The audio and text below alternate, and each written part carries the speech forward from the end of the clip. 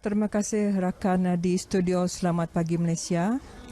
Dalam kebimbangan kita berdepan pandemik COVID-19 ini, penjagaan kesihatan tetap menjadi keutamaan. Justru itu saya kini berada di Pusat Dialisis Bulan Sabit Merah Daerah Miri sesuai dengan saranan pengerusi pusat ini iaitu Datuk Lee Kim Sin. Mereka yang menghidap sakit buah pinggang adalah berisiko tinggi untuk dijangkiti COVID-19.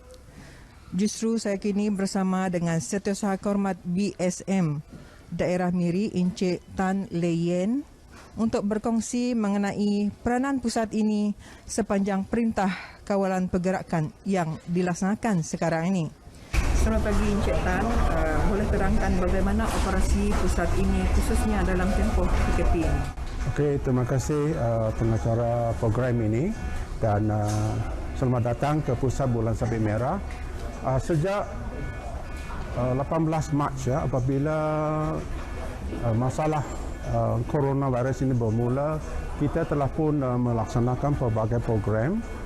Program-program yang kita laksanakan untuk pencegahan virus ini sebenarnya telah pun dilaksanakan di dalam pusat dialisis kita.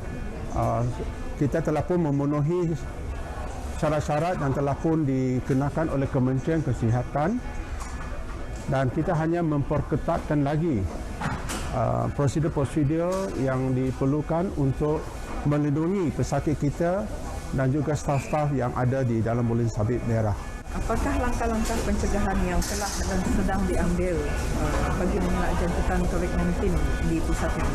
Okay, seperti mana yang kita ketahui, coronavirus ini adalah satu jenis penyakit yang sangat membahaya. Jadi Bulan Sabit Merah khasnya pusat dialisis telah pun mengambil beberapa langkah sesuai dengan apa yang telah pun dicadangkan oleh kementerian.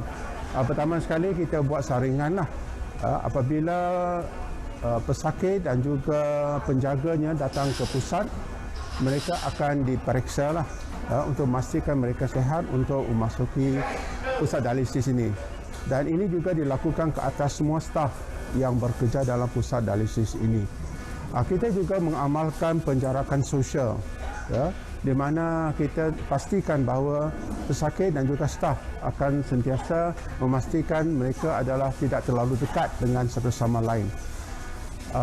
Kita juga telah pun membekalkan peralatan yang lengkap untuk staf gunakan semasa ini.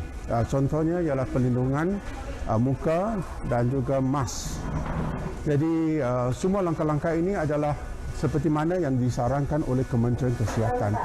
Buat masa ini kita ada 340 orang pesakit yang terdiri daripada pelbagai bangsa, latar belakang dan juga mereka ada pelbagai jenis juga masalah-masalah kesihatan.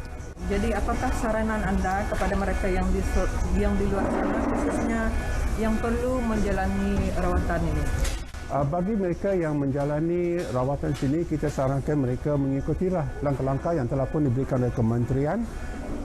Seboleh-bolehnya mereka memastikan mereka mengamalkan penjarakan sosial.